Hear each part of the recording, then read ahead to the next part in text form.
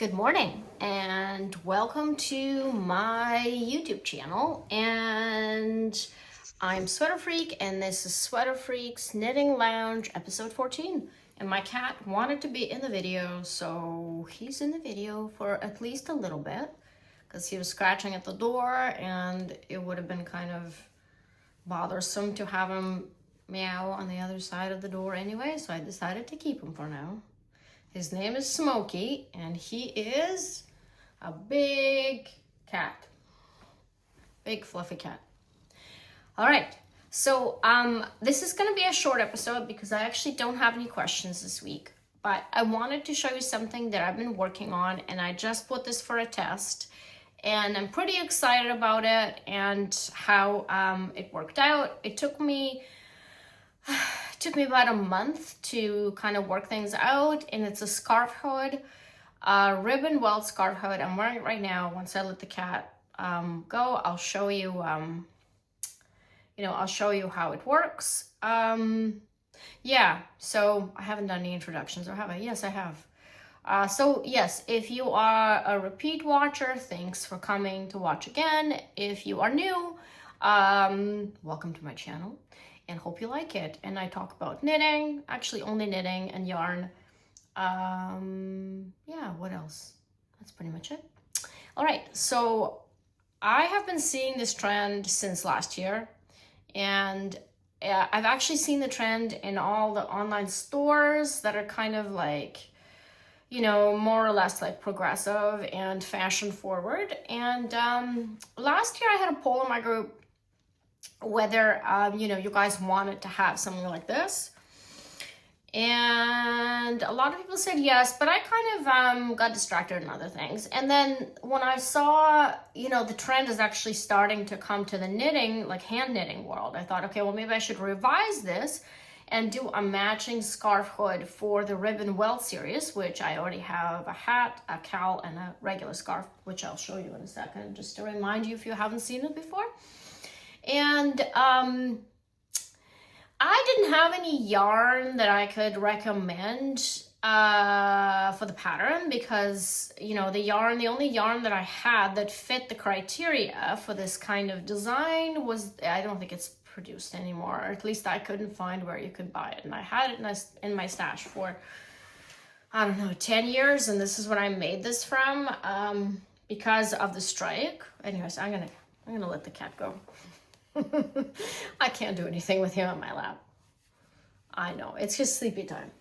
All right, hope he's not gonna meow too long. So we had postal strike in Canada over the holidays, and I basically had to do with my stash. And I get a lot of grief from people for having a large stash, but sometimes it helps. And this is one of these times. I found this yarn, and it's 50% alpaca, 50% regular wool, and it's a good fit for this pattern, and I'll explain why. So this is kind of the construction here is different than in the other hood patterns, as it's a seamless pattern, so there's just decreases. So sorry, I'm showing it from the other side. There's just decreases. So everything is just decreased, and there's a lot of fancy decreases here, but they're not hard to work. They're just not decreases that, I normally use in my, everyday stuff. But basically, because half of it is knit in ribbing and half of it is knit in welting, these two fabrics have different gauge, and you want to use yarn that has little memory, that doesn't, little memory, so that when you block it, it more or less evens out. Like, see how the ribbing is still a little bit different, but it's not like this much different. Because of the alpaca content, you still get like the rib spread out. And the same with the original scarf is I knit in cashmere, which is Clinton Hill Bespoke Decay. And same thing, cashmere has much less memory than regular wool. Regular wool would not look like this. And I've seen some of you have made this in merino, and that's fine too, but it's just, I would say best fit would be alpaca, angora, cashmere, with, less memory. And so that was the only yarn I had in my stash. And I thought, okay, well, we have no postal deliveries. The couriers were not delivering anything. The only packages I was getting were from Amazon. So yeah, for about 3 to 4 weeks, and I thought, okay, I might just as well do a proof of concept, and I have to make another one now. But anyway, I'll show you. The construction is really cool, and what I really like about it is, again, no seams. So if you're a tester, I am going to drop the link to this episode in the test. It's already up for test. You can see that it's completely seamless, and there's only 3 stitches at the very end that are closed on the wrong side using 3 needle bind off. So okay. I really like this accessory.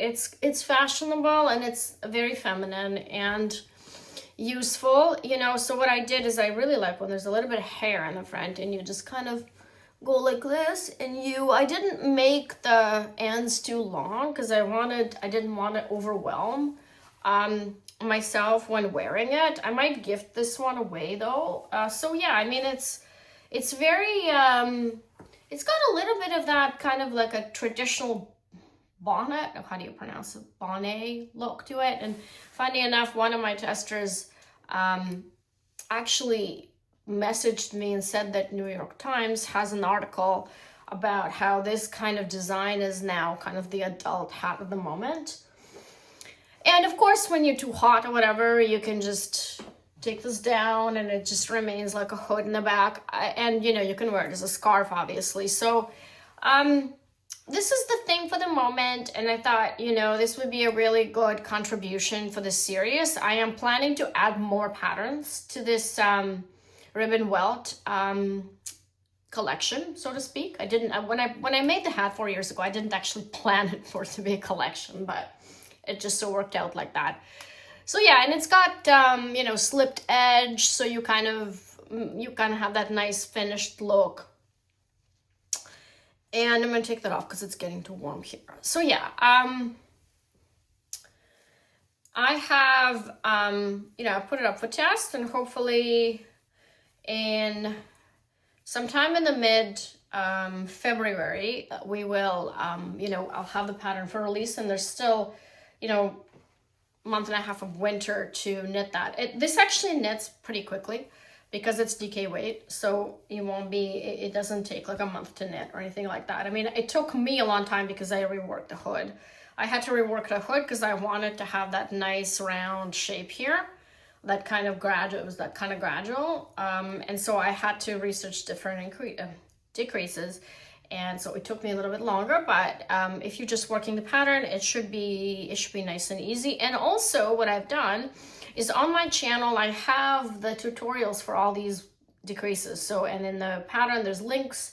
So if you've never used those decreases before, you can just go and look at my video, and they're pretty easy. There's nothing like hard about them. They're just not decreases that you normally would use. Yeah, what else? Nothing really new this week. I did acquire some yarn from Briggs & Little, which I will show you. I don't know what I'm going to make with it yet, but I do really like Briggs & Little. And they have a new pink color, which I'm mulling over buying, but I don't know. I don't know if there's any justification for me at this point with the amount of yarn I have. But I ordered because I had to buy something to complete a project that I haven't shown you guys yet. I also purchased, because it was, you know, during the sale, one of these sales, end of the year sales or whatever. I also purchased like these yarns. They kind of look nice together, and you know, I don't know what to make with them yet, but I do really like this combination. Kind of like a jewel cool tones, and I also grabbed one in white because I always need this. I make a lot of stuff with Briggs & Little. I absolutely love them. It's a great non-superwash, price-wise yarn that's like it's wonderful yarn, and I think I have a lot of colors already. Like I have a lot stashed. If you look at my stash on Ravelry, I've got like tons tons of different colors already, so I gotta dig that out. And that's actually not the yarn I will be selling, but I'm just stashing a lot of yarn, but that won't be it. And I also got some Eucalan, which I use for washing my knits.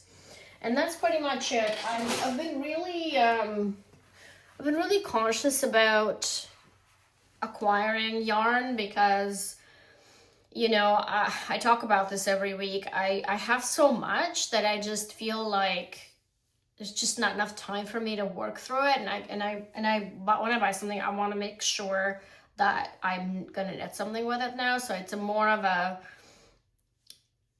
I gotta think through, the decision to buy something. I won't buy it just because, it's cheap, or just because I like it, just for it to sit there in my garage or whatever.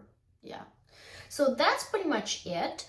I hope that, I hope that you like this pattern when it comes out. I'm really excited about it. I'm really, I'm really pleased with myself with the shaping, and it kicked my butt over the holidays, kind of. I've had to dedicate some time to figuring this out, especially with all the family stuff around. It took longer than I expected, but, because I wanted to, finish knitting this and that, and it just never happened.